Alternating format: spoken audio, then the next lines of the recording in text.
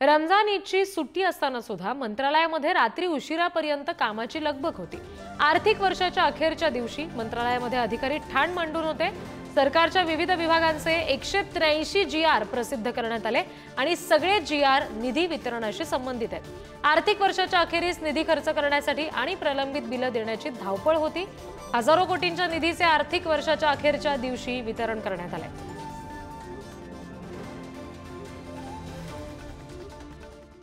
तर कोट्यवधींचं वितरण नेमकं कुणाकुणाला केलेलं आहे ते सुद्धा ग्राफिक्सच्या माध्यमातून बघूया। आदिवासी घटक कार्यक्रम अनुदान दिलं गेलेलं आहे। रात्री उशिरापर्यंत ही बिलं काढली गेली।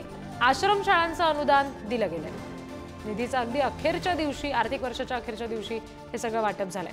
आउटसोर्स मनुष्यबळाचा पुरवठा केलेल्यांची देयकं जी थकीत होती ती सुद्धा दिली गेली। सिंचन प्रकल्पाच्या दुरुस्तीचा निधी सुद्धा वितरित करण्यात आला।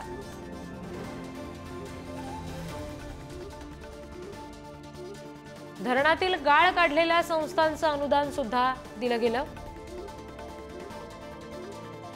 अतिवृष्टीतली नुकसान भरपाई सुद्धा दिली गेलेली आहे। निधी वितरणाशी ही सगळी कामं संबंधित होती जी आपण बघतोय। इमारती बांधकाम अनुदान दिलं गेलं।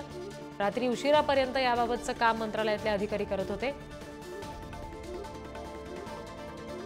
संशोधन आणि प्रशिक्षण संस्थांचं अनुदान सुद्धा दिलं गेलं। आर्थिक वर्षाच्या अगदी अखेरच्या दिवशी अधिकाऱ्यांनी हे सगळं निधी वितरण केलेलं आपण बघतोय। महावितरणला बिनव्याजी कर्ज देण्यासंदर्भातलं सुद्धा वितरण करण्यात आलं।